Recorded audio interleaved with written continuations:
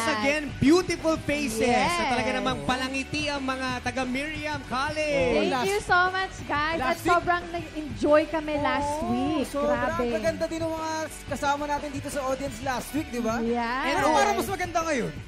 Oo, Alam mo naman, iba. iba ka talaga, JV, pagdating sa mga Yes. ganyan. Pero alam mo, napilib ako last week. Dahil dito lang natin nakita sa Miriam din, ha? Ito, walang pamumula talaga.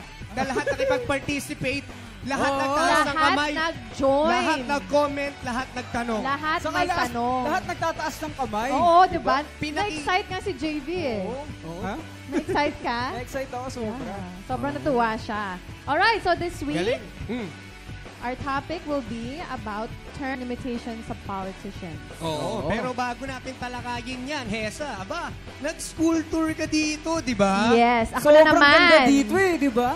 Oo, ako na Sobrang nag-tour eco-friendly. this week. Oh, kaya naman, panuorin na natin ang Hesa's School Tour. Sa loob ng mahigit 8 dekada ng pagbibigay ng quality education sa kanilang mga estudyante, malayo na ang narating ng Miriam College in terms of development, kung saan ang primary purpose ay mag-provide ng magandang training para sa mga future teachers. Unti-unting nadagdagan ang mga programang ibinibigay ng kolehiyo sa mga kabataan.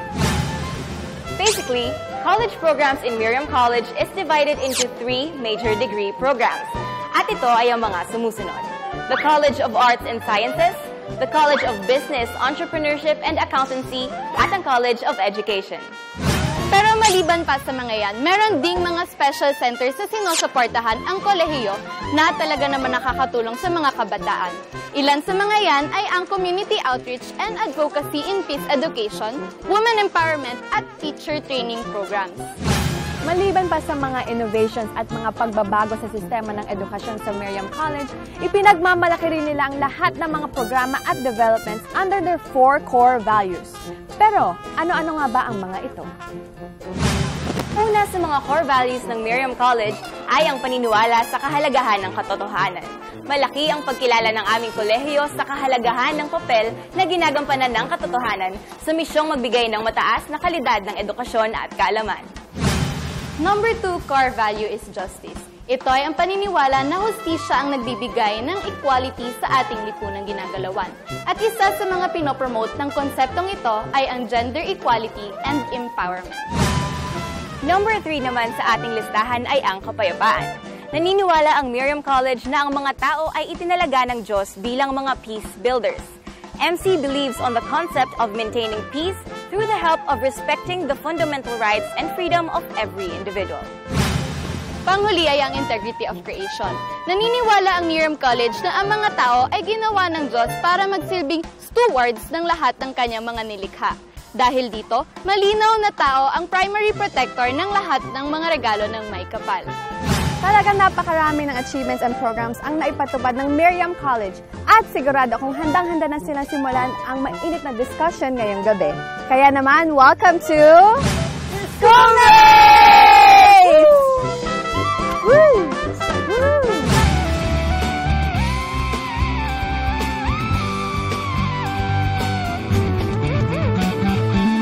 Isigaw ang tinig mo, ihayag sa buong mundo ang karapatan, kalayaan.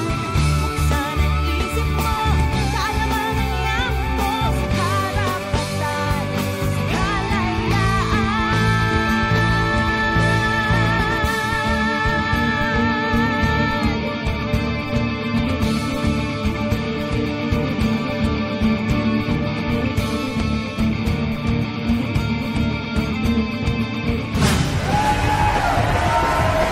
Good evening mga ka-schoolmates! Isa na namang napakasaya at exciting na gabi para sa inyo. And of course, andito pa rin tayo second week natin. Yes. Kung napanood nyo kanina sa Miriam College dito sa Katipunan. And of course, mamaya meron naman tayo makakasamang dalawang team na talagang mag-share ng kanilang thoughts and opinions sa mga kaganapan na social issues ng mga kabataan ngayon. And guys, kung nabitin kayo from last week's episode, don't worry because we have more in store for you.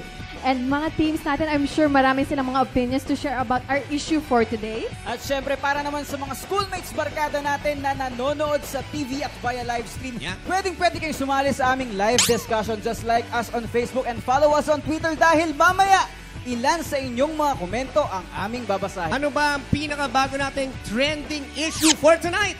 Let's watch this. Watch this!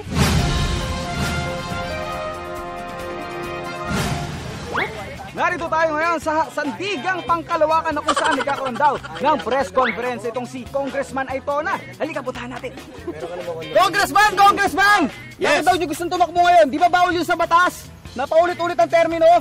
Ako ay tatakbo pang muli kahit natapos na ang 3 terms ko dahil mahal na mahal ako ng taong bayan kaya ipupus ko, tatakbo ako sa darating na eleksyon. Pero kung ayaw ng COMELEC, ano masasabi niyo doon? Kaya nga pag ako ay nanalo, bilang congressman muli, babaguhin ko ang sistema. Papalitan ko yan, tatanggalin ko yan. Dapat Anli, dahil gusto na ngayon ng Anli. May Anli text na, may Anli surf na. Di ba, Rodel? Congressman Miko, paano naman yung mga batang congressman na gustong tumakbo, ha? Aba, bibigyan ko sila ng chance. Di tumakbo na lang din sila. Tignan natin kung manalo sila sa akin. Dahil kita nyo naman ang aking mga serbisyo. Di ba? Mahal na mahal ako ng mga taong bayan. Tama, maboy si Congressman! Tama, Rodel. Mahusay ka. Good job. Smile ka din. Unti lang. Pero Congressman, baka abusuhin mo yung power mo na paulit-ulit ka nagraralan sa mga supporters mo. Ano masasabi mo doon? Aba, ang power ko naman hindi ko inaabuso dahil yan naman ay pinaglilingkod ko ng mabuti ang aking sambayanan. Di ba? Kaya nga mahal na mahal ako ng taong bayan kaya binoboto nila ako. Woo! I love you, Kong!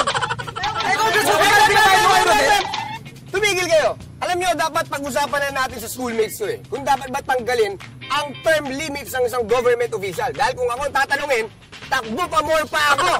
Dahil kailangan na ngayon only terms. Ganun na uso. Woo! Congressman, I love you! Woo! I love you! Congressman! Woo! I love you, Kong! I love you! Solid ako sa'yo! I love you! Oy, Rodel. Exposure. Tara na. Tapos na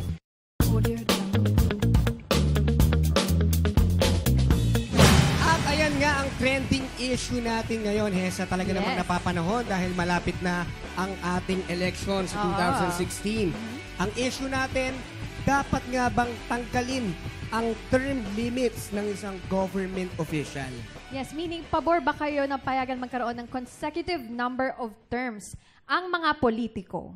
Dahil katulad nga, for example, di ba, ang presidente natin, isang term lang, with no re-election, 6 years po siyang manunungkulan sa atin. Pagdating naman sa Vice President, 2 consecutive terms at 6 years din manunungkulan sa atin. So, Pero yan ang syempre, topic natin mamaya. Hati din ang mga opinion ng lahat. Yung iba pabor kasi nga daw, kung magaling naman yung namumuno, bakit kailangan pang baguhin? Aba, tama. Diba? And on the other hand, mas gusto nga ng iba na magkaroon ng pagkakataon ang iba makapagsilbi sa ating bayan. There you go. Tama yan, Hesa. Kaya naman para magkaalaman na, sino ba ang dalawang teams na makakasama niya? Para sa grupong naniniwala na dapat nang tanggalin ang term limits sa government leaders, kasama natin sina Nikki, Francis, and Jackie!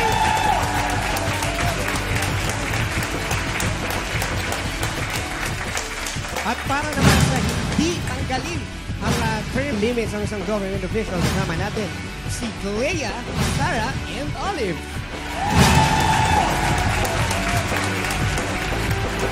At maliban nga sa ating debating teams, ay may chance din sumali ang ating mga schoolmates sa ating audience at social media. JD, kamusta naman dyan? Yes, thank you, Hesa. Alam nyo, ramdam na ramdam ko ng excitement nila dito. Diba, mga friends ko dito sa Miriam College? Ayun, obviously, handang-handa na sila. Ang ating mga schoolmates with beauty and brains dito sa MC to share their thoughts dito sa usapin kung dapat nga bang tanggalin ang term limits ng mga politiko. Kaya balik muna dyan, Hesa and Nico. I like that. I like what you said, JV. Talaga naman dito sa Miriam College, beauty and brains. Kaya naman, mapapatunayan yan sa pagbabalik ng Schoolmates. May pakialam ka!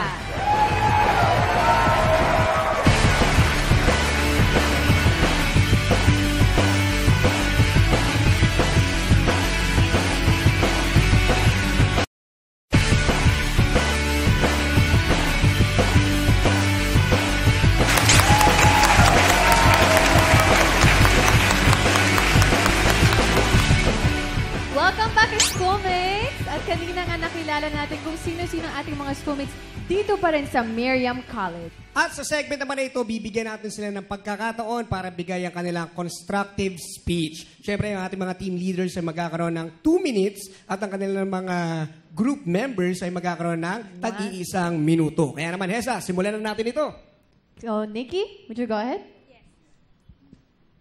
Kung pinag-uusapan natin ano ang term limits, sinasabi ng group namin na ang term limits ay yung number ng mga times na pwede tumakbo ang isang politician or kung sino man gusto tumakbo. Gusto namin to tanggalin kasi ang pipili ng mga pinuno na yon sa long term ay yung mga tao. We're emphasizing on the value of democracy here because Philippines is a very democratic country and we wish to practice that at the end of the day.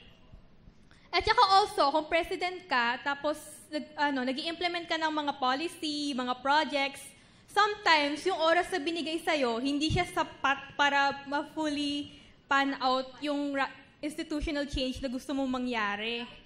At saka also, ang aming isa pang policy na gusto namin makita ay magkakaroon rin ng re-elections.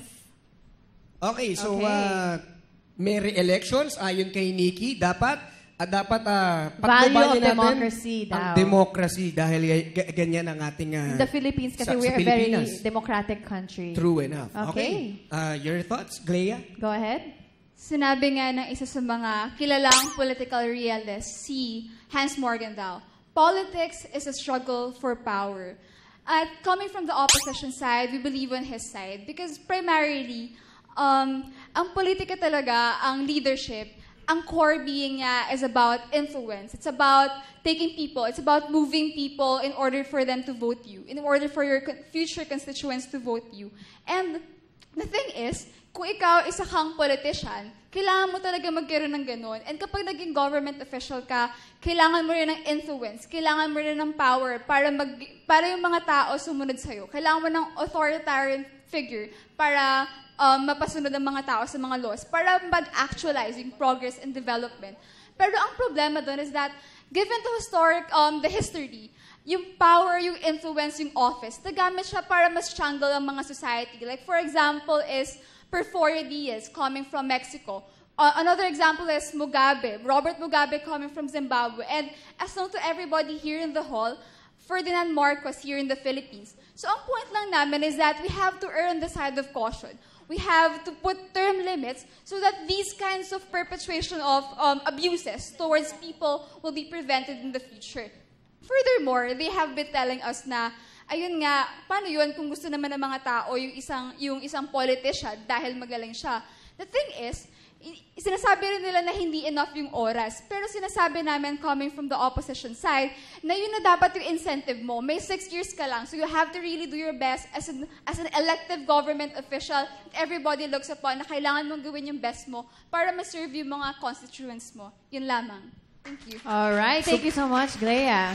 So for her, she said na politics is a struggle for power.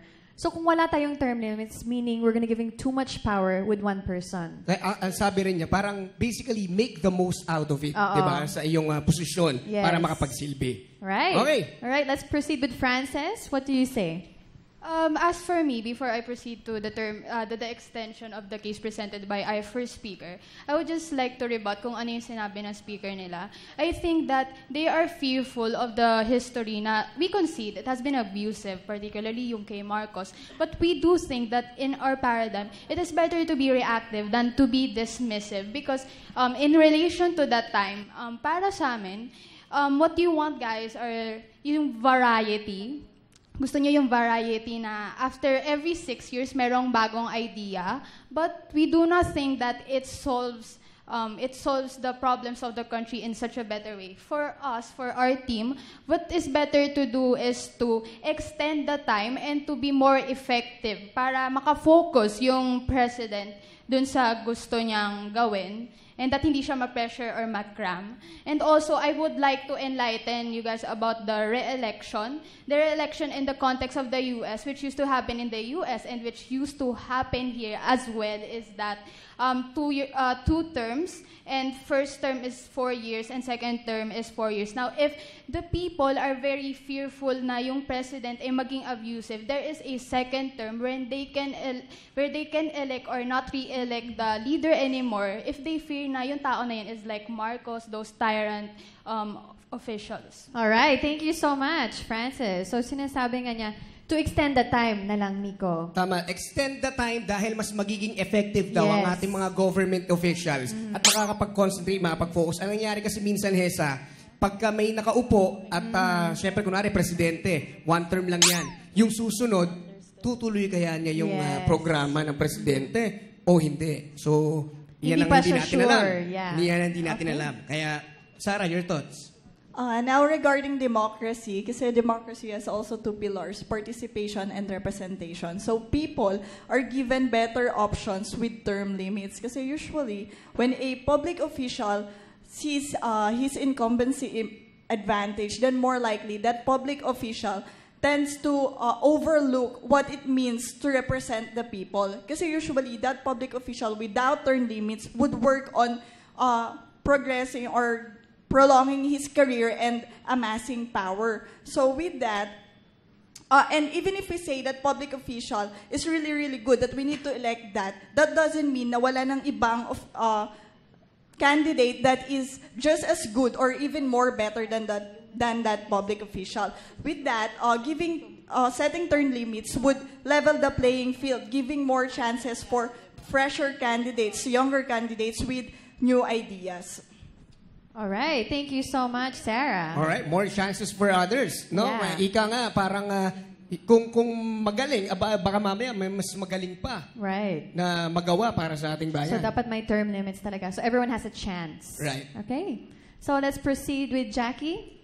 I do recognize what Sarah is saying. We do have a need for alternative leaders. That is what they want to say. More chance for younger, fresher candidates. But the thing is, the status quo is we have term limits. Do we have younger, fresher candidates? We don't. Because that's the status quo. You know, limiting the number of terms a president or a candidate can run is not the answer to rising alternative leaders. That can be solved through empowering leaders and getting rid of dynasties. But it's not answerable by removing term limits. You talk about, what about public officials? If they're really, our point is, isn't democracy giving people the choice? And what if their choice is the incumbent candidate? But because of this rule that we're so afraid to change, they can't run. Is that democracy? I don't think so. So, again, it doesn't really matter. If you're saying we need alternative leaders, it's not answerable by term limits. It can be answered by another thing. But term limits talks about, can the candidate run again? And we think they should. If they can fulfill the needs of the people, if they're aligned with what the people want for change in their country, then why are we limiting them? Because they already had their 6 years? Thank you, All right, Jackie. thank you, Jackie. So para sa kanya, she needs to empower leaders. Right. Yun na yung status quo natin dito sa Pilipinas. At saka para sa mga tao, bigyan natin ng demokrasya na makaboto na kung sino ang gusto talaga nila. Kung gusto, ito bang leader na ito ay competent o incompetent? Boboto pa ba natin to? And to o rid wag of na? political dynasties din, di ba? Parang it's up to the people. Para ma-serve ang ating democracy. Okay, All right. Yung sa side naman namin, we believe that term limits should be terminated mainly because of 2 reasons. The government officials with limits have a different perspective compared to those without limits. So firstly, kung may limit itong government official na to, iisipin niya, for the first half of his term, iisipin niya magsa-slack off na lang siya. And during the last half of his or her term, iisipin niya na, gagawin ko na lang yung best ko para maisip ng mga tao lahat ng mabuti na ginawa ko. And yung second reason naman namin is that kunwari na may term limits ka, mas maganda yung perspective ng government officials na may term limits kasi iisipin nila, gagawin ko na lahat ng makakaya ko. Kasi kapag ako bumalik sa pagiging typical na citizen ng Philippines, ako yung magsasuffer, ako yung magbe-benefit sa mga laws na in-implement ko nung term ko. Okay, so para pasimplihin natin, Yes. para ang official, kung walang term limits yan, baka maging one tamad. Yeah. 'Di ba? Nakaupo lang doon, Baka hindi na siya pa-chill-chill lang, mag-focus. 'di ba? Pero kung merong limits, Mape-pressure siya. Mape-pressure, gagawa siya ng paraan para maipatupad yung mga programang gusto niyang mangyari. Alright, all good points. Alright, narinig na natin kung ano masasabi ng ating mga schoolmates natin dito. Siguro kamustahin naman natin si JV na kasama ang ating mga schoolmates sa ating audience. JV, ano masasabi nila dyan? Yeah! Thank you, Hesa and Vico. Pero bago yan, we would like to acknowledge the presence of all the faculty members na nandito ngayon at syempre, ang mga kaibigan natin dito sa Miriam College! Diba? Takas ang energy. Alam nyo, sobrang dami na rin gustong mag-comment at magtanong sa ating mga debating teams. Kasi sinong gustong mauna? Oo, diba? Katulad ng last week, ang dami pa rin nag-raise ng hand. Sino? Ikaw. Hi, kayo tulate. Hi. What's your name, bro? Ay, from what course si Bianca? From communication po. From communication. Asa naman communication arts? Ayun, ang dami. So, ano pong comment natin? May comment ka ba o tanong? More of a comment. For the side that believes that keeping the term limits actually helps, well, in my opinion po, don't you think it promotes political dynasty? Because once an official runs out of time, they usually ask their wife, their sibling, or their children to run in their stead. And then they run for another position, like a lower position. So that in time, they can run again. So don't you think that instead of leveling out the playing field, you're limiting it to one family, or it somehow promotes that? So, any comments about that? Alright, isang issue pa niyan is the political dynasty talaga. Yeah. So, That's an issue. what is your stand, Glea? Okay, first point. Siguro kung ikaw is a public official and that people are perceiving you as a model to them, dapat, number one, hindi ka dapat sumunod sa political dynasty because dahil pinagbabawal siya ng konstitusyon. Pero pangalawa, sa tingin namin, mas magiging, ang demokrasya natin, ang konstitusyon, pinoprotektahan niya yung mga tao. So, ang thing is, kailangan natin ng term limit para ma-prevent yung mga ganong klaseng bagay. Kasi in the first place, dapat wala kang incentive. Dapat yung 6 years mo, you have to make the most out of it. Kasi hindi pwede na bibigyan ka na isa pang 6 years o kaya papatakbuhin mo yung ibang mong mga family members. Kasi the point is, kailangan mo nang i-make yung best mo out of that. And also, it's a kind of deterrence for other politicians din na hindi nila sayangin yung office nila. Hindi naman pwede na sabihin mo na, o sige, fine, hindi ka na pagbigyan ng batas. So, eto na, kailangan mo tumakbo ulit. Hindi pwedeng ganun. Kailangan sundin natin ang batas at kailangan din na bilang mga mamamayan at bilang mga government official as a whole, kailangan talaga na kailangan natin na i-make yung best out of that 6 years. Okay, so make the most out of it nga, di ba, Miko? So, same point again. Yes. May comment pa meron ba? Meron pa dito. Sino gusto pang mag-comment? Ayan, si ate. Hello, what's your name po? Hi, I'm Glidel. Dito tayo. Hindi tayo kita sa camera. Hi, what's your name? Glidel po. From what course si Glidel? BA Psychology. Wow, nasa na mga psychology? Ayun. So, ano ba? Question o comment? Comment po. Okay. Anong comment natin? Sobrang insightful ng mga sinabi ng mga debaters natin kanina. Pero yung personal opinion ko, sumasang-ayon ako na may term limit yung government officials. Kasi first of all, ang iniiwasan talaga natin yung magkaroon ng abuse of power like what happened during Marcos era na sobrang tagal niyang nag-serve tapos sa sobrang tagal na yun, nawala yung puso niya for service at napalitan ng galit, ganon. Parang ganon yung lumabas. And also, naiisip ko na parang kapag may bagong government official, may bagong inputs, may bagong ideas, may bagong solution to different problems. And also, yung term limit na yun, doon mangyayari yung mapipressure yung mga government officials na, kailangan kong galingan ngayon kasi parang may certain years lang ako na magsaserve. So, dapat may bigay ko yung best foot forward ko. May bigay ko kung ano yung the best solution na naiisip ko para sa problems ng Philippines. And also, lastly, naisip ko na may possibility na yung susunod na official na ma-elect ay manggagaling dun sa mga citizens ng Philippines. So in that manner, parang naging witness na rin sila ng ups and downs ng previous administration. So kapag sila naman yung nasa posisyon, marami na silang insights sa kung paano nila bibigyang solusyon yung mga problema ng bansa natin. Wow! Palakpakan nyo naman. Maraming salamat. Balik naman tayo dito sa ating social media accounts. Gaya ng ipinadala ni Rachel Valencia Malabana. Naku! Kahit gaano kaikli ang term limits, makakagawa pa rin ng paraan ng mga yan. Sabi nga, pag ayaw may dahilan, pag gusto maraming paraan. Unquote. Patuloy lang kayo magpadala ng inyong mga comments and questions sa ating Facebook and Twitter account. Kaya balik muna dyan, Hesa and Miko. Salamat, JV. At sa aming pagbabalik, marami pa tayong pag-usapan tungkol sa isyong ito. Stay with us dito lamang sa Schoolmates, May Pakialam Ka!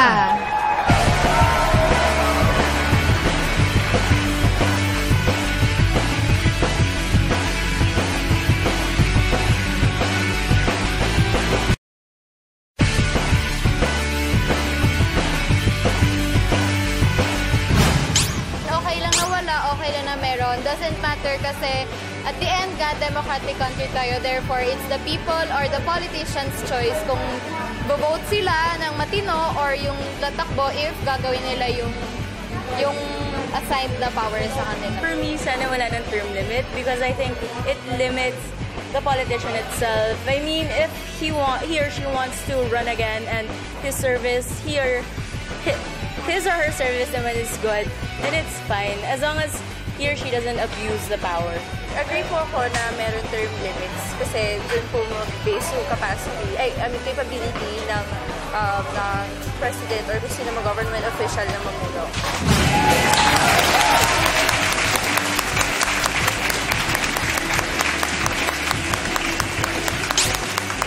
You are still watching Schoolmates, May Pakialam Ka. Welcome Siyempre, ang back. ating trending topic ngayon ay dapat bang tanggalin ang term limitations ng ating government official. Ito na po ang pagkakataon nila para sa kanila namang rebuttals. Okay? Alright, So, simulan natin, Esa. Let's begin with Jackie.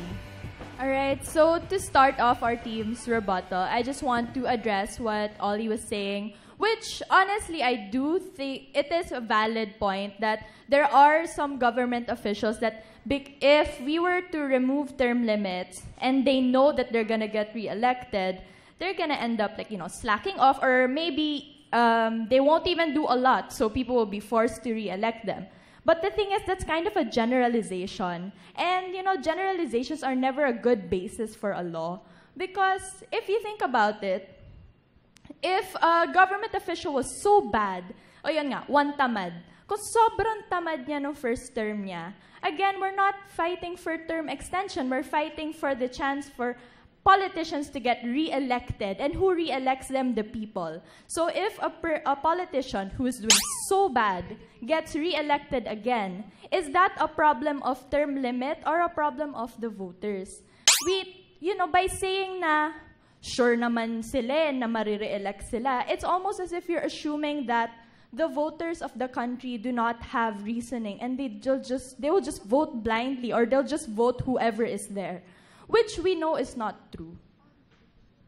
Alright, thank you. Okay, so para kay Jackie Miko, sabi niya, it's a generalization. And usually, that's not a good basis for a law. Tama. Dapat ang tao talaga ang may boses kung Yes. sino nga gusto nila Silang may choice, maging diba? leaders, di ba? Kung i-re-elect ba nila o hindi. Anong masasabi niyo dyan, Sarah? I would also agree to Jackie what she said, pero it is also a generalization kasi the problem is what happens in the reality is that politicians, they became re-elected because people bobotohin sila kasi they are famous, and if you gain popularity already, of course people would tend to vote for you, neglecting other important things na yun nga, wala kang nagagawa. They would vote for you out of popularity. That's what happens in the reality. Therefore, if we would allow re-election, then more likely na there would be lesser chances for newer candidates that could do as much or much better than the popular ones. O katulad ng sabi ni Sarah, ang nangyayari na lang daw is pasikatan na issue kung na sino lang. yung kilala, Kung yung sino mga pangalan, kilala. mga sikat, di Yung ba? iba, artista. Yung iba, nasa larangan ng So wala nang sports. chance yung mga fresh candidates that no one's ever heard of. Tama. So, nung stand nyo dyan, Go ahead, Francis. Ako, I concede with that na there really is a popularity game in the field of politics. But what I would just like to say that parang ang tingin namin sa sinasabi nyo is that you're underestimating the knowledge of voters when it comes to choosing, which we don't think na yan ay totoo. Just take, for example, the pork barrel. They do not like that system. They are very much reactive to it. So yung mga politicians na they are involved in that issue, we can see na in social media and when people are interviewed on TV, we know that ayaw na nila. They have a knowledge na this person involved siya dito sa issue na to. So when there, if ever there will be a re-election dito sa Pilipinas, we can say that they will not vote those people again, lalo na involved sila dun sa mga dirty issues na yon. Alright, thank you, Francis. At na-mention na ang pork barrel, okay? Oo. Very publicized na issue ang nangyari. tama. And not everyone agrees with it nga. Alright? Kailangan daw talaga ng re-election para makapili pa ang tao natin na para ma-serve ang democracy sa atin. Ano masabi niyo, Glea? Para sa amin, it works in the same way, na generalization lang din siya. Kasi, just look at the reality in the Philippines. Kaya nga tayo may mga traditional politicians, dahil binoto sila ng mga tao sa mga positions nila right now. And another thing is that it's actually more of, it can actually lead to political dynasty more if we go to their side. Kasi number one, people vote for those people na yung family name nila is very popular. That's why naboboto sila dahil yung pangalan nila is already popular. And those politicians are also riding on that kind of popularity. But moreover is that we think that coming from the opposition side na kailangan mo talaga ng term limits dahil yung mga tao talaga, hindi mo masasabi na okay, fine, itong politician na to, hindi talaga nakagawa ng malaking influence. Pero hindi mo masasabi kasi, for example, yung pork barrel, yung Million People March. Saan lang naman concentrated dito? Sa Luzon lang naman. It's just a million people that gather together. But let's look around the whole Philippines, sir. Then, nagdedepend sa kung sino yung kilala nila. Na ibobota kung sino yung kilala nila. And another evidence of that is yung mga celebrities na tumatakbo into public offices, diba? So, hindi naman tayo sigurado na makakagawa talaga sila ng change. Pero bakit sila nananalo? Well, it's more likely is because they are popular. And another thing is that hindi naman tayo nakakita ng academician na talagang alam natin na knowledgeable on government or whatnot na nasa public office today or kung meron man very rare. So we think na coming from the opposition side, kailangan talaga na mas safe. Magkaroon ng safety net yung ating government at yung ating sistema. Magkaroon talaga ng term limits. Yun lamang. Kailangan ng term limits para maging safeguard natin. May safety net. Para sa ating, eto, lumalaganap na rin itong political dynasty. Yes. Ang mga pamilya ay, pagkatapos ko, anak, ikaw naman. O pagkatapos ko, misis, ikaw naman ang uupo. Paano natin mapipigilan yung ganun? Sabi nila, lumalaganap ng political dynasties. Go ahead, Nikki. Well, political dynasties do happen kasi nasa status quo na siya. Pero the thing is, opposition is underestimating both the voters and the politicians who are running. Because let's face it, majority of the voters ngayon, mga millennials sila, mga edukado sila. At saka, we prefer on this side to be reactive, to be simply dismissive. We think it's real democracy na binibigay namin sa kanila ang mga, natanggalin yung term limits. Kasi, mas bibigyan sila ng tayo mag-pan out ng mga projects nila na talagang makakatulong sa bansa, na magkakaroon talaga ng pagbabago.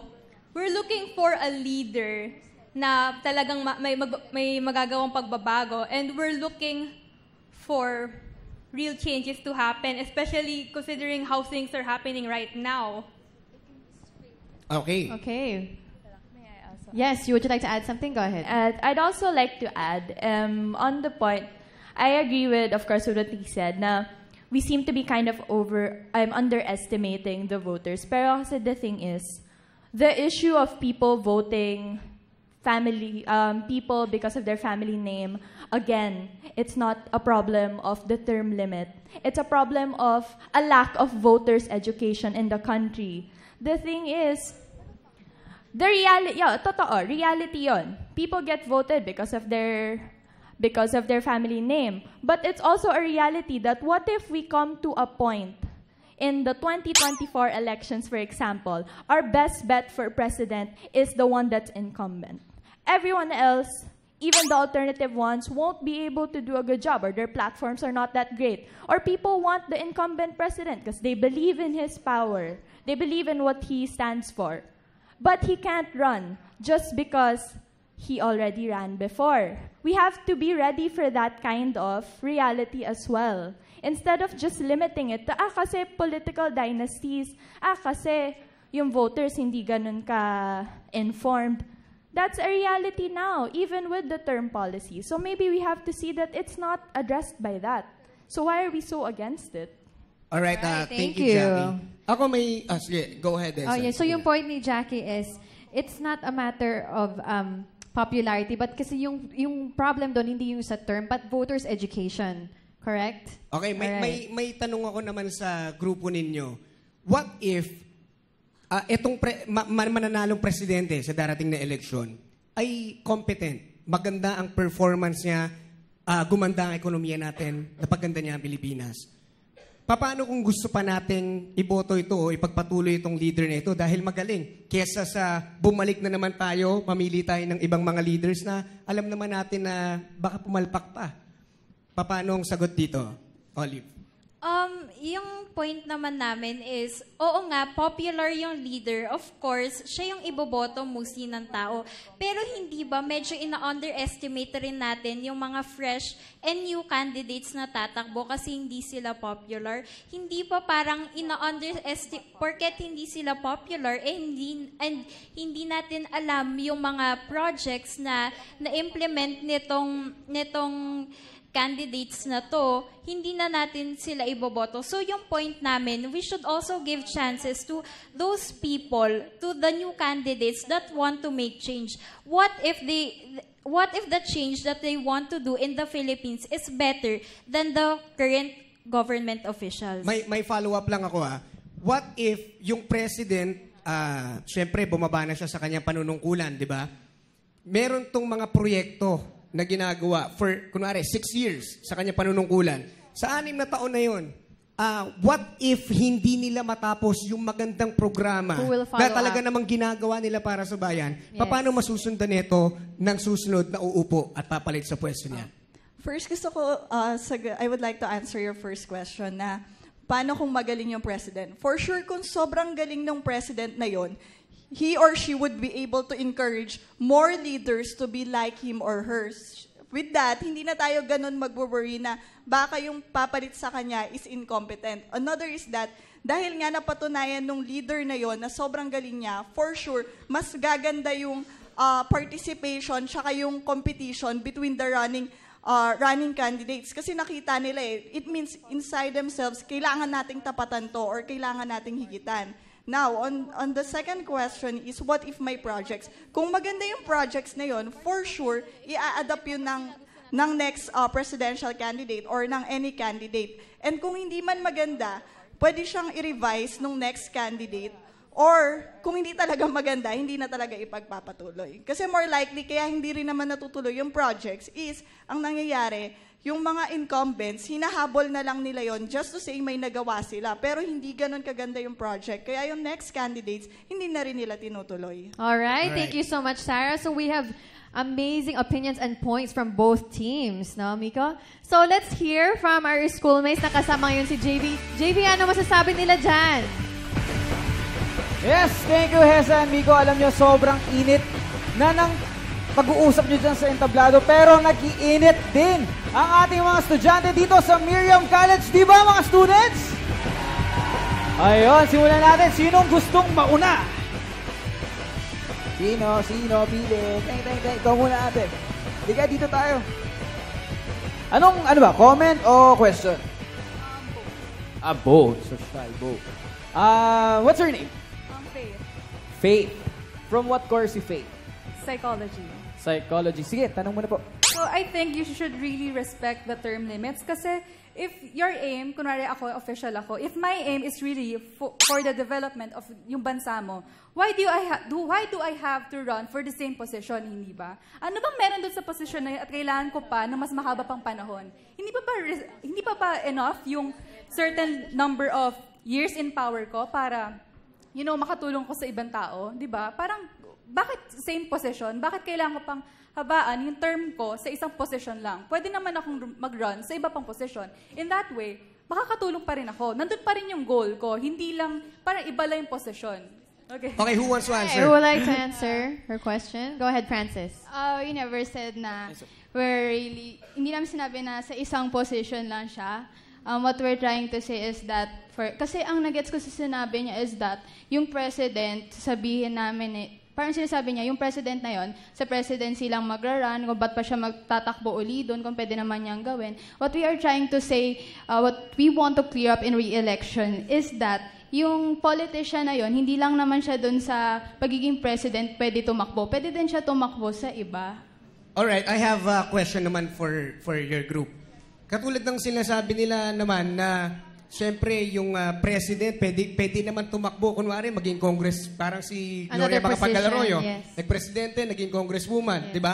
Pero, yung power ba niya bilang presidente na para makatulong sa mas malaking scope, magagawa niya sa congress na siya ay maging congresswoman?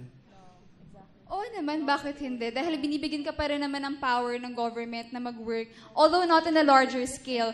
But furthermore, you also have to emphasize na in the Philippines, we have a multi-party system. So, for example, you're coming from a certain party. Tapos yung papalit sa'yo is also from the same party. So, most likely, you still secure having the same projects or having still the same ideologies to be applied to the public.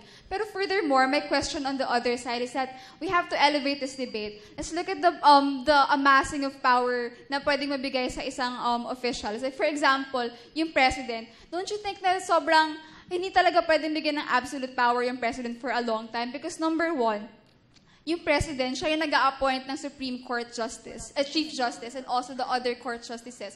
Siya yung nag-a-appoint ng Chief of Staff sa military. Siya din yung nag-a-appoint ng iba pang cabinet members. Don't you think na nakaka-violate siya ng democracy, which is, ang essence ay dapat separation of powers in the state? Dahil nagiging paradoxical, nagiging ironic kasi na yung president mismo, yung gumagawa ng decisions para magkaroon ng appointment yung iba pang mga members ng houses. And of course, kapag in-appoint mo sila, most likely, you're going to get their favor all the time or most of the time, right? Alright, thank you so much, Leia. Back to you, JV. Back to you, JV. Okay, last na, girls. Sino bang gusto mag-comment? Questions? Ito. Hi. Ting, ting, ting, ting, ting, ting, ting. Dito na tayo sa portion ng JV's Pick-Up Line. Yay! Okay, JV, galingan mo yan, ha? Naabangan namin yan. No pressure. Nakabahan ako, hindi ako makatingin. Okay. Kung papipiliin ako, kung si God o ikaw, syempre pipiliin ko si God. Bakit? Kasi alam ko, darating ang panahon, magpapasalamat ako sa kanya kasi God gave me you. Yeah! Merong ganun. Okay, Bobby ko! Okay. Okay na. Galing. Approve. Pwede na. Okay, anong name mo? Alisa. Alisa, hi. From what course si Alisa? Psychology. Psychology. Ano ba? May question ka or? Gagamutin ka daw niya. Ha? Gagamutin ka daw niya.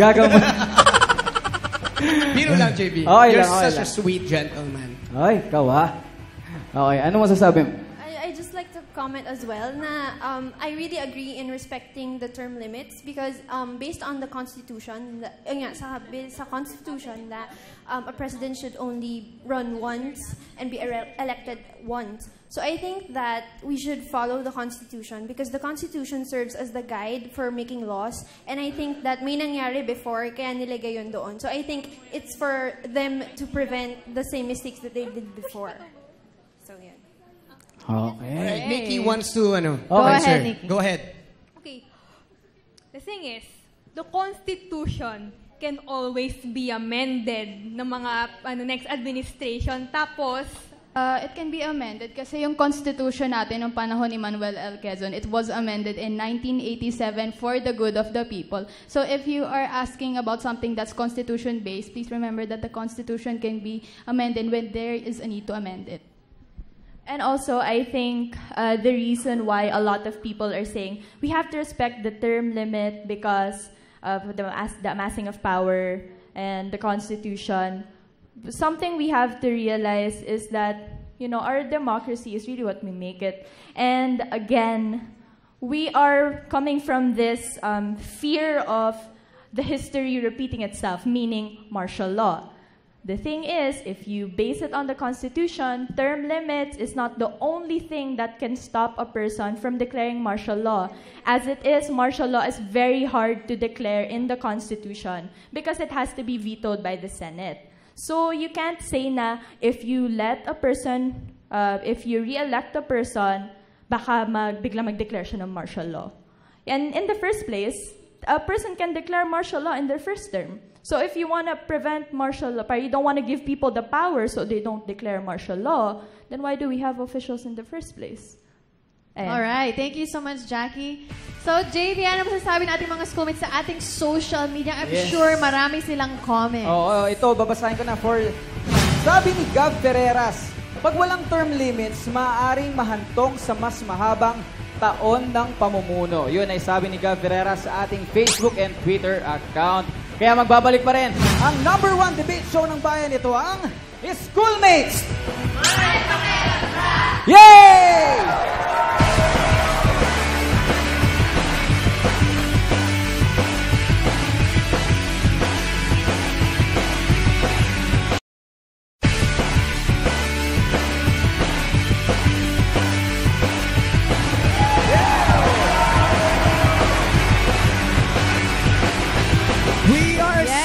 Welcome back! Oo. Ang gagaling ng ating mga debaters. Grabe yung mga points nila. Ang mga audience din. Palakpakan nyo naman. Yes, thank you so much. Miriam College. Ang gagaling, ang gagaling. Beauty and Brains nga. Ika nga ni JV. Yes. Diyan siya magaling. Alright, so let's end with our final messages. Let's start with Nikki for your final statement. To sum it all up, I think the real thing that is preventing the minds of the people we're talking to about term limits is that people are scared of repeating history about Marcos. I'm going to tell you this. Term limits, they're putting to stop this term, when you stop these term limits, we're not telling you martial law is going to repeat again. We're telling you martial law is totally out of the question. And that to address the problems, firstly, about political dynasties, Senator Coco Pimentel has already issued a law regarding political dynasties, so that law should be able to take care of it. And secondly, is that about alternative leaders. We want to breed leaders who can actually get things done. We want to breed specific leaders who can actually work hard and actually make progress for our country. And about the alternative leaders, you know how you best gather alternative leaders? You empower them first. And about when we still push also for re-elections. All right. Thank you so much, Nikki. Thank you, Nikki. Very interesting point. Okay, dito naman tayo sa mga hindi sumasang-ayon. Yes. No, na magkaroon ng term limitations. Glea. The opposition does not fear history. In fact, we learn from history. It's not that we fear what's going to happen, that things are going to happen again, but it's just that we have to secure people. We have to provide safety nets in order for people to be secured of what greater harm that can happen to them. Furthermore, it's about accountability. It's not about how long you have. It's about what you can make out of that time and what you can make for your people. And lastly, there's not just one person who has the monopoly for all the skills and all the kinds and skills of being a leader. We think that there can always be fresh ideas coming from new people that can come and can provide better progress for our country. That's all. Thank you. Alright, thank you so much, Galea. Narinig na natin ang punto ng bawat grupo. Ngayon naman, ang ating mga pananaw sa issue natin. JV, anong pananaw mo? Ako sa akin, kasi halos nasabi naman nila yung gusto kong sabihin. Gusto ko lang yung sinabi ng isang ating debater na do your best sa 6 years, di ba? make the most out of it. Hindi kailangan natin ng leader na magagawa ang kanyang best sa termino niya.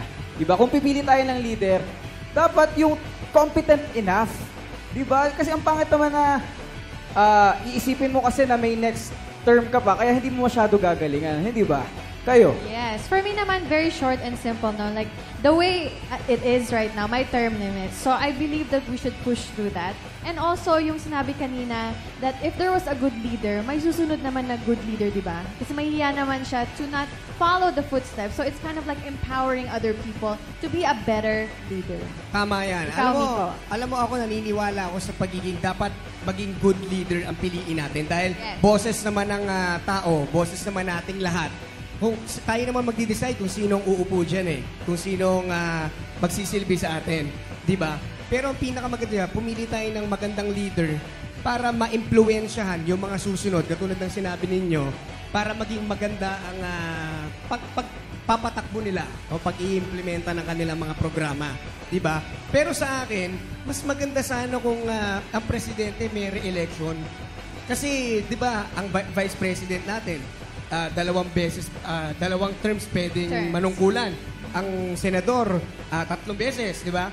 So, mas maganda kung may unity, di ba? Kung pwede tayong pumili uli ng presidente, kung magaling yung presidenteng ito, ba't hindi natin siya ulit paupuin para at least mas maging solid at unified ang ating pamahalaan. Yes. Alright, Okay. guys. Thank you so much for And our with debaters. that, gusto muna natin magpasalamat, of course, sa Miriam College. Maraming salamat. Thank you Palapakan so niyo po ang inyong mga much. sarili. Maraming salamat sa inyo. And of course, to all the faculty members, maraming salamat din po. And this time, pasalamat tayo sa ating mga sponsors. I would like to thank Gold's Gym and Les Astilla Salon. And you can catch me on Circo Tomas Morato, Clowns Timog, and Sitcom Comedy Bar sa Las Piñas. Ayan, kita-kita tayo dyan. And I would like to thank Ipon Girl for my outfit for today. Okay, I would like to thank Sir Mo of Magic Potions for my vitamins and supplements. And I would like to thank Dr. Albert Adrales of the Wellness City and ALA Skin and Aesthetic Center for my skincare. At syempre gusto ko yung invite lahat sa pinakabagong musical play ng taon ng #popular ng Philippine Stagers Foundation up to March 2016 po yan. For more details, i-follow nyo lang kami sa Facebook at Phil Stagers. Maraming salamat po. Because God gave me you. Ganun dapat ang Okay! Okay, and with that, ating tandaan sa bawat usapin, sa bawat issue, may boses ang kabataan. Sumali, makinig at makiisa dahil opinion nyo'y mahalaga. Kaya naman, sigaw natin sa buong mundo! Schoolmates! May pakialam ka! Isigaw ang tinig mo, ihayag sa buong mundo ang karapatan, ang